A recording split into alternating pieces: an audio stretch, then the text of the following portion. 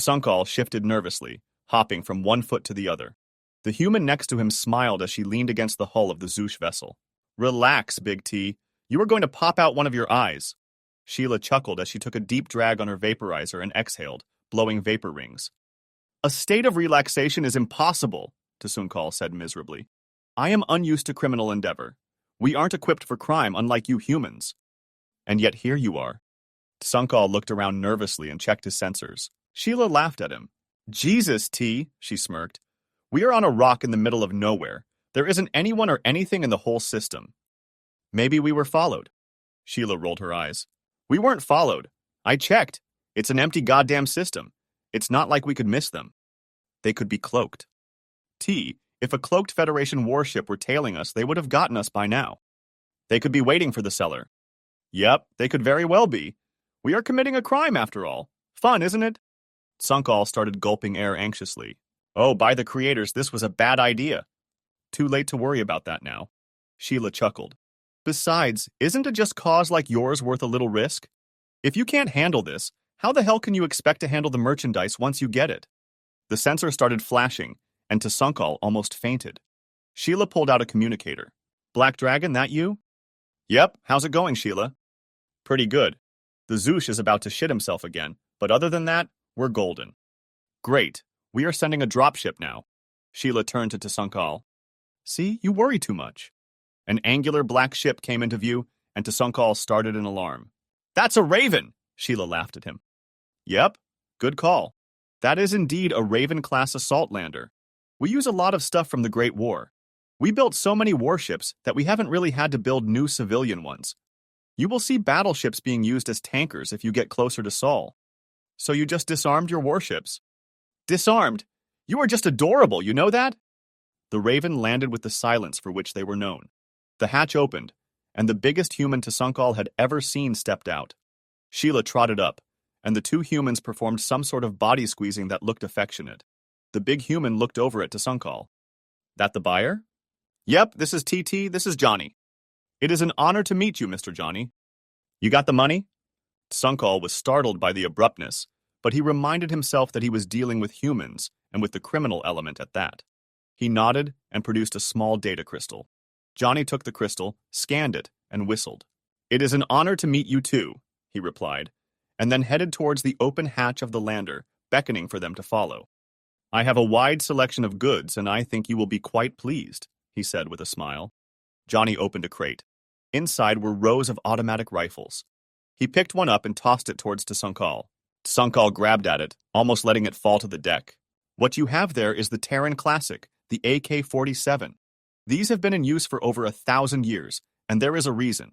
Your physiology is close enough to ours that you should be able to use them with no modification.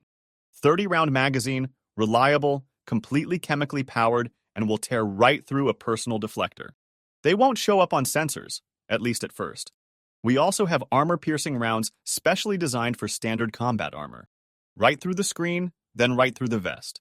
Holy shit, are these relics? Sheila asked as she caressed one fondly. You think I would be selling relics to a non-human? These are old stock from early Independence War production runs on Terra. That is why they have the wooden stocks.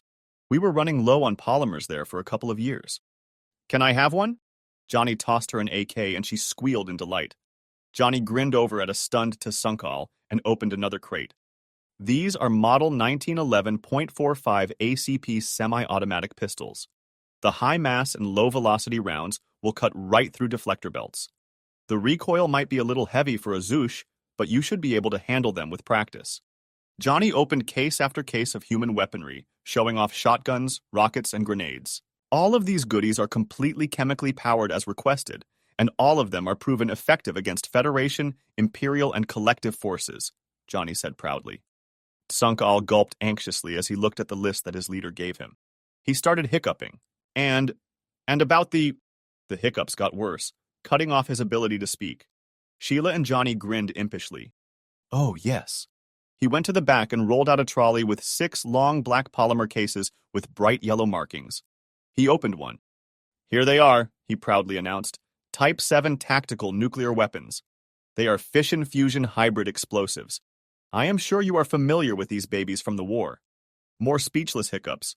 These are just the warheads, mind you, Johnny continued. You will have to find a way to get them where you want them to go boom. Sheila sighed nostalgically as she ran her fingers along one of the cases. She looked up at Tsunkal with misty eyes. Oh, you will like these. Tsunkal was about to pass out. The transaction went smoothly, and several more ravens landed loaded with arms. Sheila inventoried the goods and checked off the shipments. That was actually Tsunkal's responsibility, but he needed a little break and was sitting on a crate of AK-47s breathing heavily into a respirator. Okay, T, you are all set. Everything is bought and paid for. Schematics, tutorials, and the like are on this, she said as she handed him a data crystal. Hey, Johnny, can I hitch a ride with you? Sure thing. Hop on, Johnny replied. Tsunkal was confused.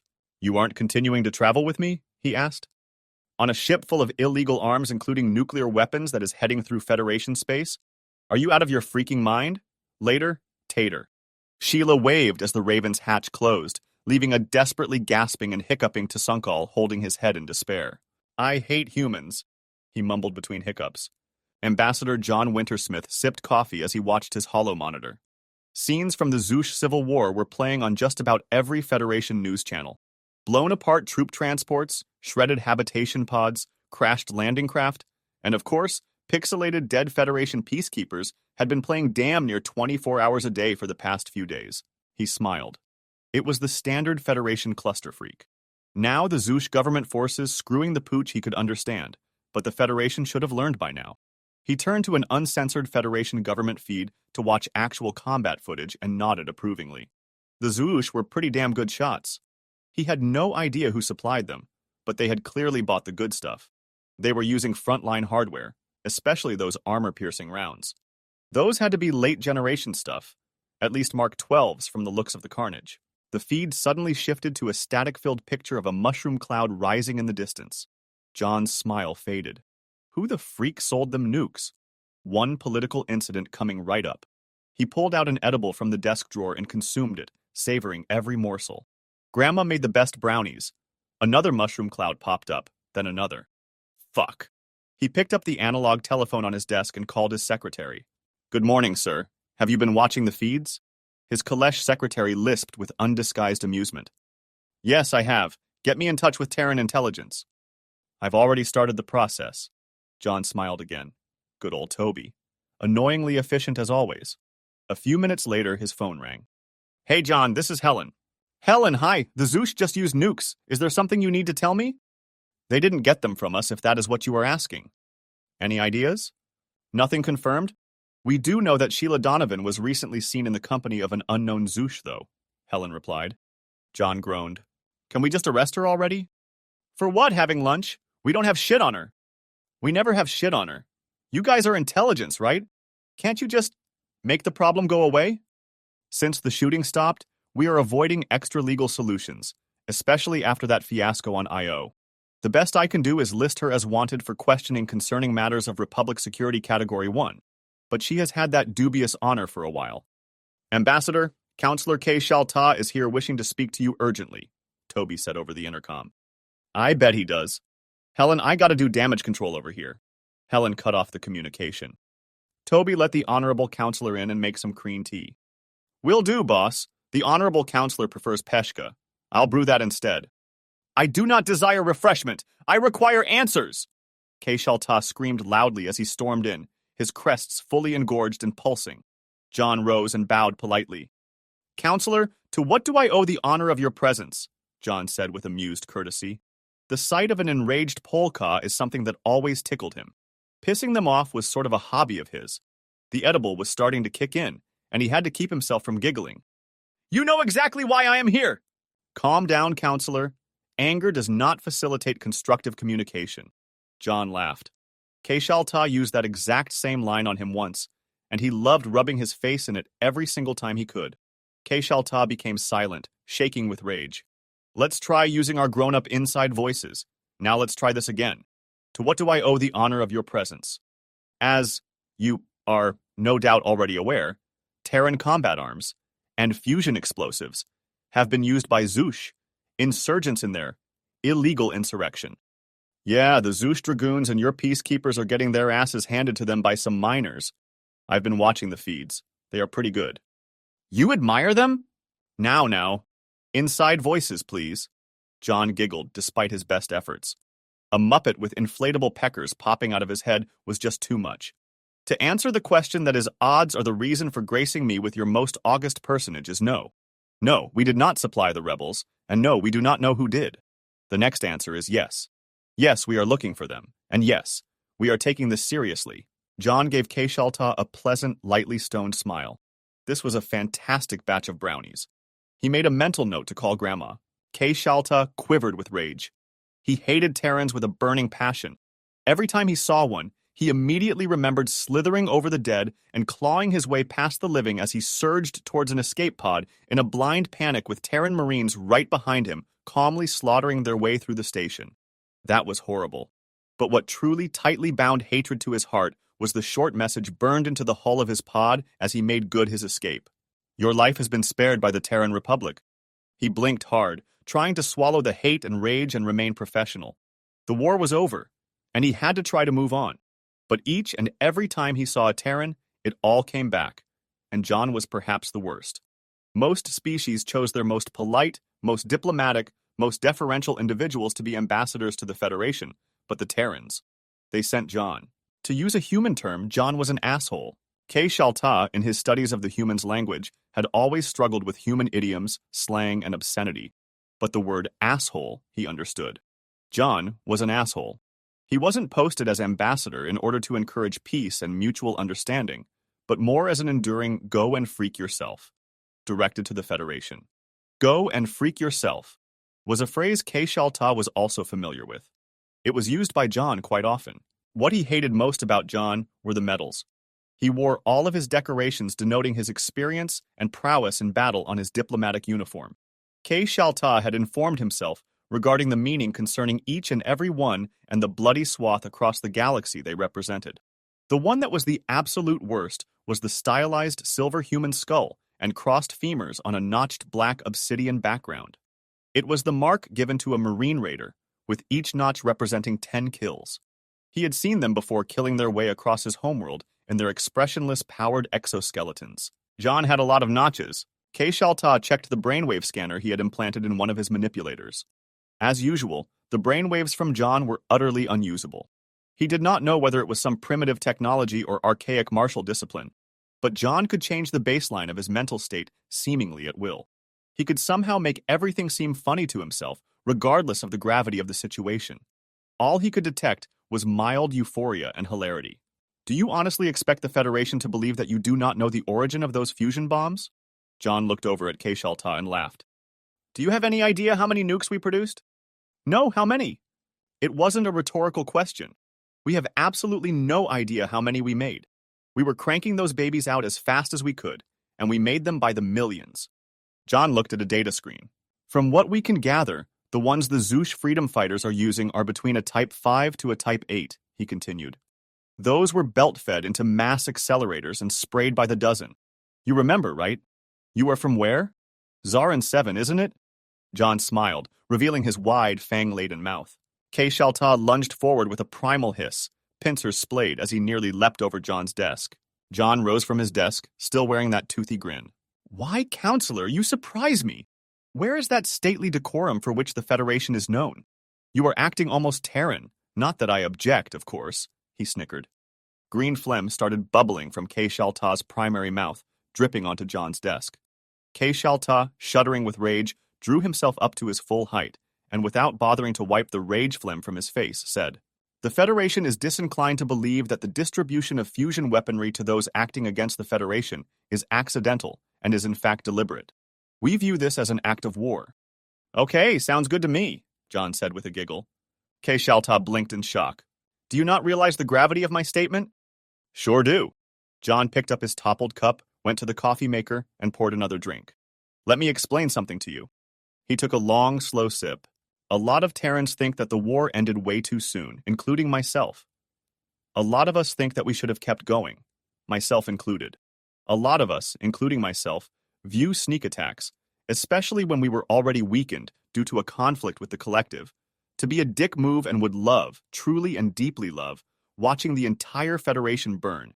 So forgive me if I don't throw myself down in front of you, begging for the Almighty Federation to spare us lowly, backward, primitive humans. John advanced towards a bubbling and spluttering K-Shalta. If you want to declare war, go right ahead. I'm begging you to do it. He continued his advance, backing K-Shalta into a corner.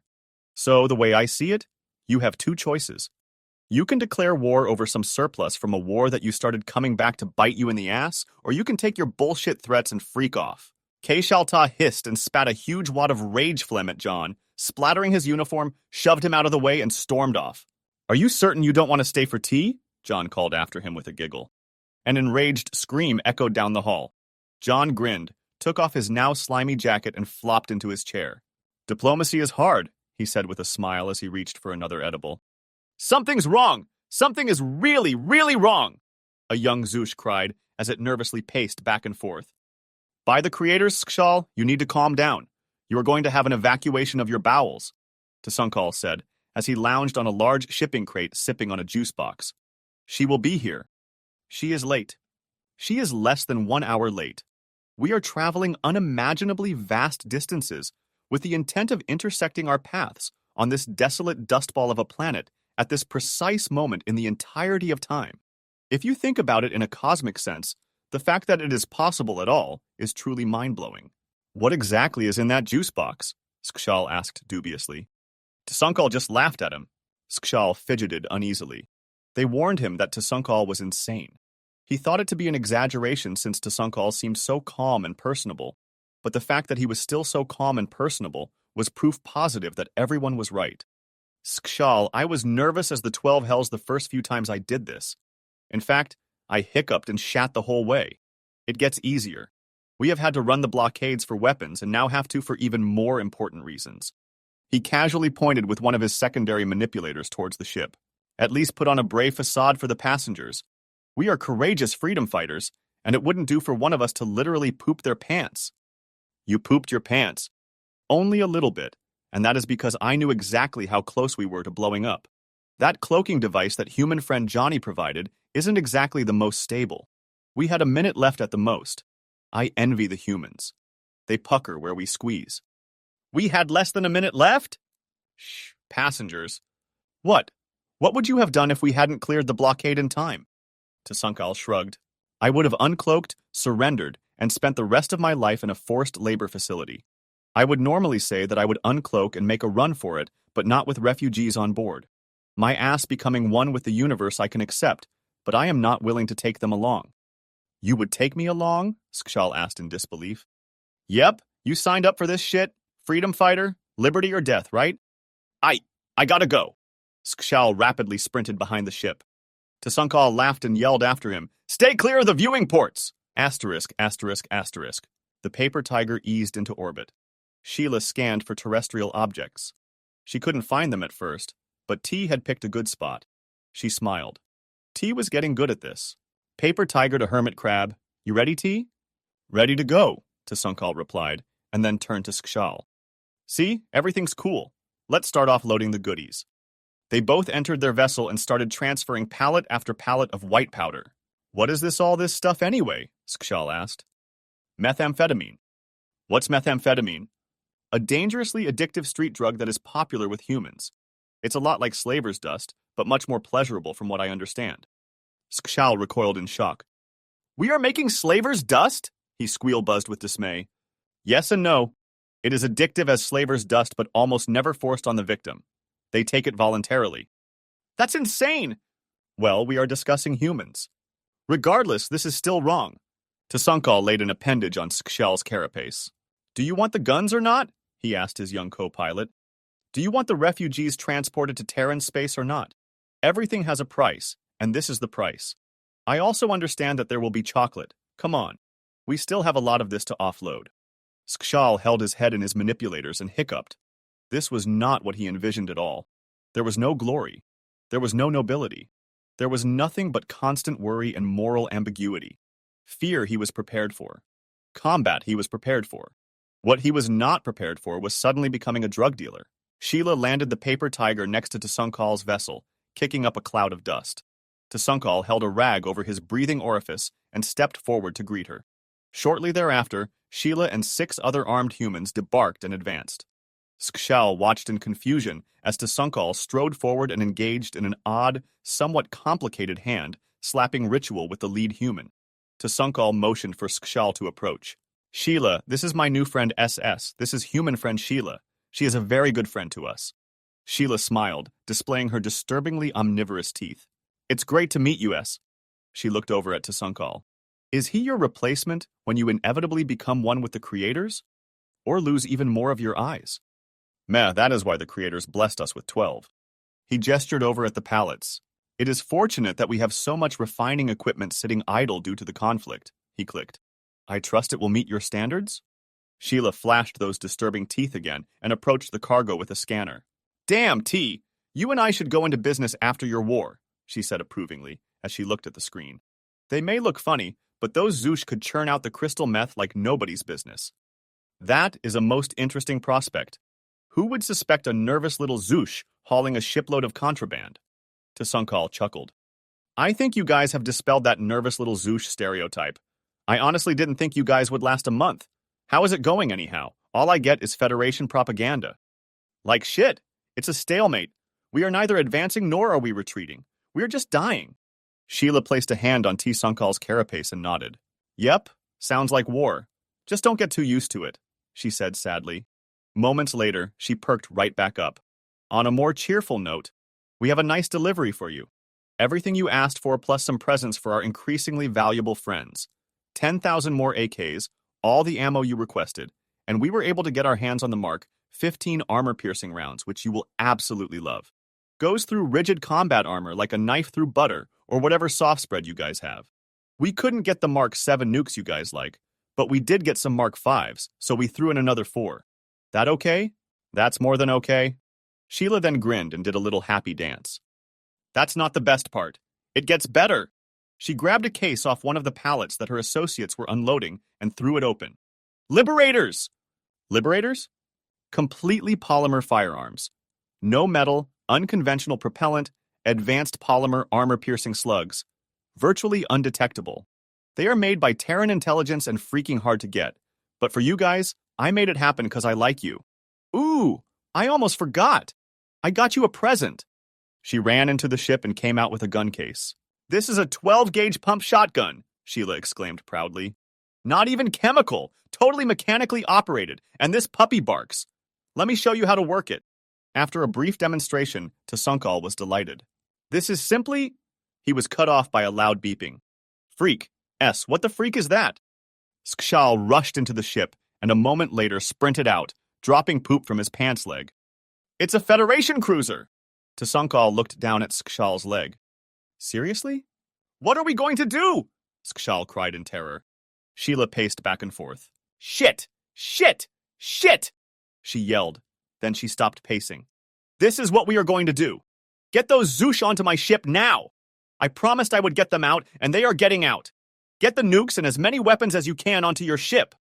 Why? Just do it! Tsunkal yelled as he started pushing the nukes towards his ship. Hey, Major, landers, now. You got maybe 5 minutes. A man yelled from the paper tiger. You hear that, Zooshlings? You got 5 minutes to get on board. Go, go, go, go! Sheila yelled as she threw open a case and grabbed an AK. Fuck it, Tsunkal said calmly as he also grabbed one. What about the cargo? The voice yelled from Sheila's ship. They are the freaking cargo! Prepare to launch! You got it, Major. But we aren't going to be able to get them on board and launch in time. I'll get you time! Sheila yelled as she chambered around. I'm counting on you, Sergeant! A man ran from the ship and helped the Zoosh board. Welcome to Pirate Cruise Lines. We hope you enjoy your trip, he said cheerfully as he started herding the refugees into Sheila's cargo ship. What are you doing, Lieutenant? Sheila barked. Backing your dumb ass up, ma'am. After the former lieutenant pushed the last Zoosh family on board, he grabbed a rifle. Get your ship airborne the second the Tiger lifts off, Sheila yelled at the 2 Zoosh. The feds will go after the nukes and buy us some time. Skshal, with a loud, wet farting noise, ran towards the vessel. Why am I enjoying this? He yelled as he spun up the engines. Sheila looked over at Tsunkal. How long does he need? If he stops shitting himself, maybe 3 minutes. 2 Federation landing craft came into view. Shit, they're early. Gentlemen, it's been a pleasure. Oh, and tea, I did bring chocolate. Should have delivered it first. Sorry. No worries. It's best for a Zoosh to face this sort of thing on an empty stomach anyhow, Tsunkal said, as he ducked behind a pallet of crystal meth. Sheila turned to her comrades and grinned. Okay, boys, it's party time, Sheila yelled as she opened fire. Asterisk, asterisk, asterisk. Captain, we are taking heavy fire. We have 3 combatants, 2 human and 1 Zoosh, the Federation strike leader reported. The captain was less than pleased. There are only 3 of them, so what is the issue? They have us pinned down, and bang, we are taking bang casualties. Bert, request permission to use lethal force. Negative. We need them alive. We need to know the source of the nuclear weapons. Then we need reinforce? Captain, this is Strike Sergeant X Klong. The strike leader has been severely injured, and I am assuming. They have grenades. Assuming assuming command. Sir, the ships have launched and are heading in opposite directions. They have rockets. Get away from... Boom. Sir, we have just lost a landing craft. Sigh. Very well, Sergeant. Withdraw to defensive positions and await reinforcements. Yes, sir. Boom. Sir, we just lost the other lander. The captain mumbled obscenities under his breath and pressed a button on his console. Yes, Captain. Send every damned Marine we have to the surface now. Get a lock on the vessel with the nukes and fire an EMP. We will board it once we deal with the surface. Yes, sir. I'm trying, sir. Trying? His evasive maneuvers are... Wait, I got him. Sir, the other vessel has jumped to hyperspace. Yes, exactly as they planned. The captain growled. Asterisk, asterisk, asterisk. Sheila awoke greeted with a splitting headache. She groaned and rolled over to discover that she was sharing a cell with her compatriots. Fook. Ow. Is it just me, or have they dialed up the stunners? She mumbled. Tsunkal painfully flopped over. It wasn't so much the setting as it was the number of times we were shot. I know for a fact you caught a couple after you were down. I think they were somewhat displeased with you. Those assholes, Sheila grinned. I wonder why they could possibly be angry with us. Indeed, they have absolutely no sense of humor. Ow. I think I cracked my carapace. The lieutenant groaned faintly. Sheila weakly kicked at him. Dumbass. Big, freaking, glorious dumbass, she said proudly. Asterisk, asterisk, asterisk. Ambassador Wintersmith was having lunch when he got the news. The freaking Federation actually did something effective. They had caught her. Not only had they caught her red-handed, but they caught 2 Zoosh who were paying for guns and nukes with crystal meth of all things. He was mystified how the feds managed to pull it off, but the important thing was that they did. Now all he had to do was collect her. The Terran Republic had a whole lot of questions for that witch, and there was no way she was wiggling out of this one. So he quickly boarded his diplomatic craft and headed for Fed Security Station 12, where his prize awaited.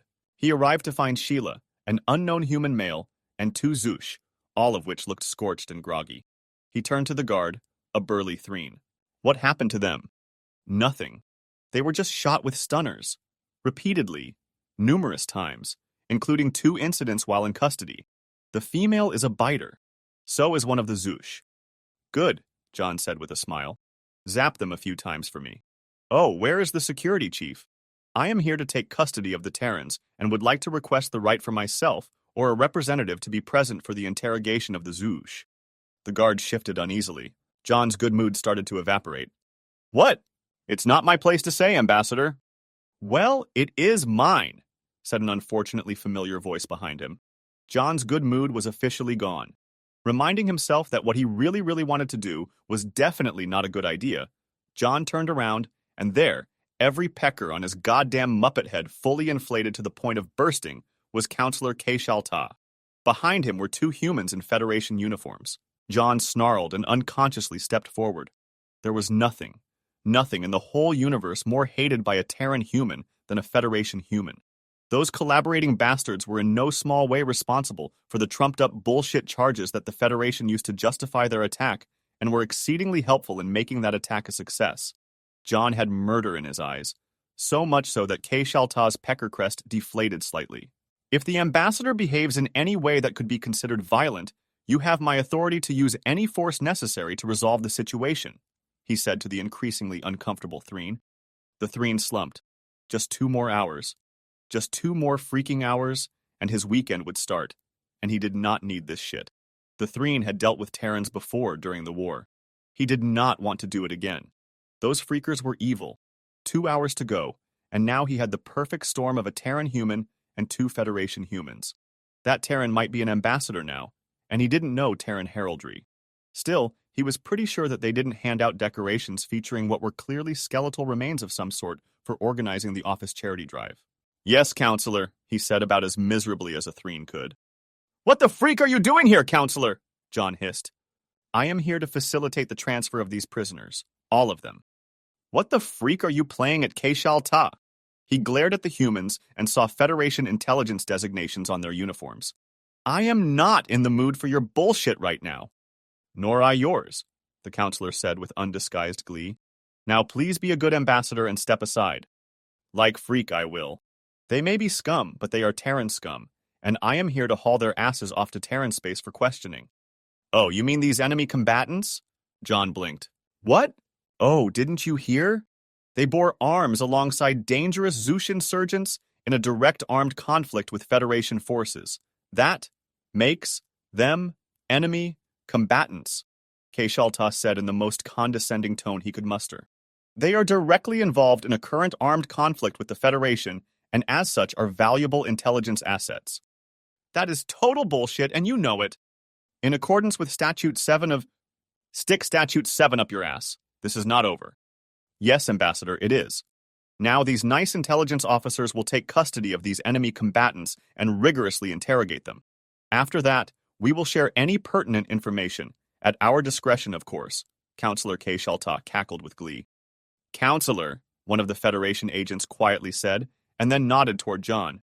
"Due to obvious considerations, we believe that time was of the essence, so we took a heavy fighter here, and it isn't large enough for the prisoners. We would like to requisition a larger ship for transport of the prisoners and guards necessary to secure them." Of course, Agent. You have my authority. Just report to the transport office." "Counselor, we are taking them to a black site, and it would be best if you signed for it directly for security reasons. We don't wish to file an official flight plan." "Absolutely. Just hand me the... Why such a large vessel?" "Unfortunately, after examining the vessels available, it is the only one large enough to meet our needs. Admittedly, it is much too large, and we apologize for the inefficiency, but rather than arrange for something more suitable, we believe it's for the best." The Federation human glanced at John.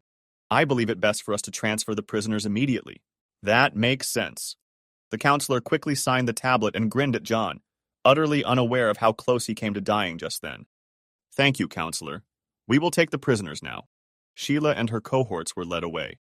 John stood there motionless for some time, much to the concern of a certain Threen. Asterisk, asterisk, asterisk.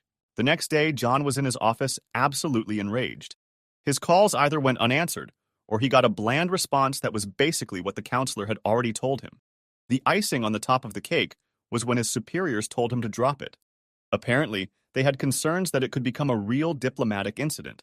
It seemed that everyone thought the easiest answer would be if the whole problem just went away, even if it meant leaving Terran citizens in the hands of Federation traitors. Everyone was satisfied. Everyone except John, of course. Yes, he had inquired about making her go away before, but handing her over to the traitors? He wouldn't wish that on any Terran. He wasn't going to let this one go. Career be damned. Just as he grabbed the phone for yet another round of calls, his intercom buzzed. "Ambassador?" Toby said hesitantly. "Counselor Keshalta is here to see you." "Show him in," John snarled. "Ambassador," the counselor said, his voice just dripping with glee. "I understand that you are still engaged in a futile attempt to somehow manage to change the situation. Now, I would normally let you scream and flail until the end of time, but I am getting tired of taking calls about it. You will not win. Those Terrans will be in the Nigerian detention facility until the end of time." John blinked. "The what? The what facility?" "The Nigerian detention facility." John blinked again. "Have you ever actually heard of the Nigerian detention facility before?" John asked. "No, of course not. It is a black site operated by the humans. You have heard of black sites before, I trust? I understand it's an underhanded human way to bypass troublesome regulations." "Oh, I have heard of something like this before," John said, trying desperately to suppress a grin. "Not that it's any of my business, but exactly how big of a transport vessel did the agents requisition?" "I see no harm in telling you. It was a Class 12 medium cargo vessel." John couldn't help but chuckle. "That's a pretty big ship. Great jump range, too. Very nice." Did they request anything else? Maybe something like an off-the-record small loan or service in exchange for large rewards that sounded perfectly reasonable considering the circumstances? Absolutely not, and I would report such an offer if they did. Corruption is a Terran phenomenon, the counselor said, with just a bit too much conviction. John smiled and leaned back in his chair. Well, I know when I am beat. I guess I will just have to accept things the way they are. John laughed. Have a great day, counselor. Counselor Keshalta refused to be deceived by the wild hilarity displayed by his brainwave scanner and proudly strode, crest fully erect, out of Ambassador Wintersmith's office. Once he left John, let out a long, contented sigh and pressed the intercom. Oh, Toby, would you pretty please get me Terran intelligence on the line? They are not going to believe this one.